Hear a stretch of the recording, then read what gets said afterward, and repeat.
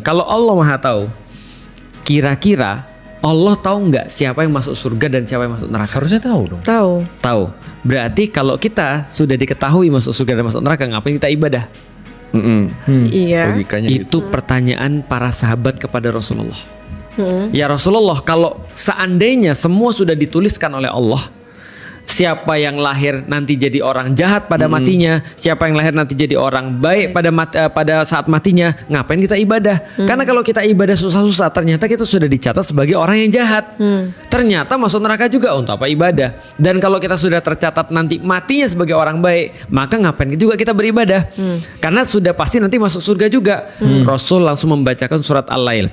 Wa amma man a'ta wattaqa wa saddaqa bil husna fasanu yassiruhu lil yusra wa amma man bakhila wastaghna wa kadzdzaba bil husna fasanu yassiruhu lil usra. Jadi kata Rasul, jadi gini, dibacain ayat Al-Qur'an, siapapun yang mereka memberikan hartanya dan meyakini bahwasannya beriman bahwa harta itu akan kembali lagi pada dia dalam bentuk yang terbaik, ada balasan-balasan yang terbaik. Jadi gampangnya, siapa yang berbuat baik karena meyakini ada balasan-balasan yang terbaik, maka Allah akan memudahkan jalannya menuju kebaikan. Tapi sebaliknya, ada orang yang menahan hartanya, tidak mau ngasih ke orang karena dia merasa bahwasanya dia cukup dan dia merasa sudah sombong, nggak mau bantu orang, maka dia juga tidak percaya dengan balasan yang terbaik, maka dia akan dimudahkan jalannya menuju kepada keburukan. Maka Rasul berkata, beramalah, action, karena setiap orang akan dipermudah berdasarkan amalan-amalannya.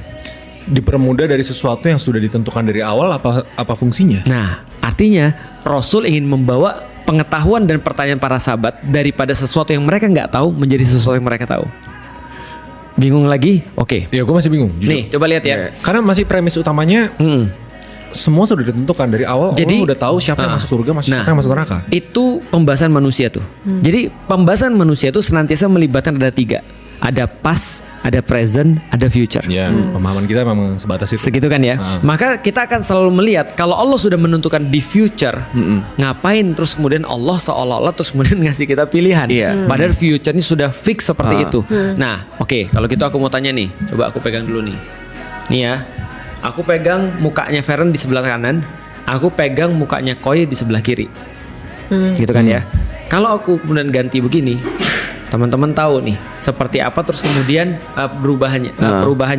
Tapi kalau aku misalnya di sini misalnya, aku pegang Feren sebelah mana, Koi sebelah mana nih? Iya, nggak ada yang tahu. Terus aku bilang, nih sekarang aku ngubah nih. Sekarang Feren di sebelah mana, Koi di sebelah mana? Coba liatin kok. Gak tahu kan? Nggak tahu. Nah, kenapa gak tahu? Karena teman-teman gak tahu sesuatu berubah kalau gak ada awal dan gak ada akhirnya. Iya. Nah, karena kita gak tahu, maka Allah bilang jangan dipikirin. Karena begitu kita mulai mau membahas tentang pengetahuan Allah, maka kita pasti memakai cara manusia. Iya, itu. Maka tidak bisa tidak apple to apple. Contoh kayak gini. Ini ada yang menarik lagi nih. Lihat nih ya. Gimana cara lu menjelaskan bukan gini, handphone. Oke. Gimana cara lu menjelaskan benda 3 dimensi pada orang yang terbatas cuma 2 dimensi? Ya. Ada orang di 2 dimensi nanya sama aku, Lik, handphone tuh bentuknya kayak apa ya? Dia 2 dimensi nih. Aku tahu yang dia lihat cuma 2 dimensi doang. Otaknya. Kalau nggak bentuknya begini, gitu kan ya? Kalau nggak bentuknya begini, atau bentuknya begini, atau bentuknya seperti apa? Oke, gampangnya gini. Oh, aku punya cara. Aku bilang, mana cahaya? Pinjam handphone lu dong. Ada nggak? Hidupin ininya dong. Hidupin lampunya. Kacanya dicopot. Hidupin lampunya. Oke. Lihat ya. Andai kan dia di mati lampunya. Hah? Oke. Oke. Andai kan dia di 2 dimensi. Aku bilang gini. Nih, inilah bentuk handphone. Yang dia lihat apa? Bayangan. Inilah bentuk handphone. Oh gitu, handphone. Jadi dia cuma persegi? Enggak sih, nih. Ini bentuk handphone. Hah? Kok berubah? Kok berubah jadi tipis? Enggak sih, gini sih handphone. Aneh banget. Gini sih handphone. Yang dia lihat apa? Aneh banget. Terus kita mau menjelaskan bentuk handphone kayak apa? Nggak bisa. Di luar pemahaman kita. Padahal itu kan itu baru 3 dimensi ke 2 dimensi. Bayangin, kita bukan hanya 3 dimensi. Kita ada satu lagi namanya waktu. Berarti ada time, ada space. Time and space ya. Itu kan ya. Nah, bayangin Allah jelasin kepada kita bahwasanya Dia Maha Tahu. Contoh kayak gini. Kok berubah-berubah terus sih kata orang 2 dimensi tadi? Lu tahu gak sih bentuk handphone kayak apa? Gue tahu bentuk handphone kayak apa. Kok berubah-berubah terus sih? Yang fix dong kayak apa? Ini fix dari tadi gak berubah-berubah nih. Tapi mereka bilang nggak berubah-berubah dari tadi. Nah, lu bayangin Allah mau ngasih tahu dia Maha Tahu.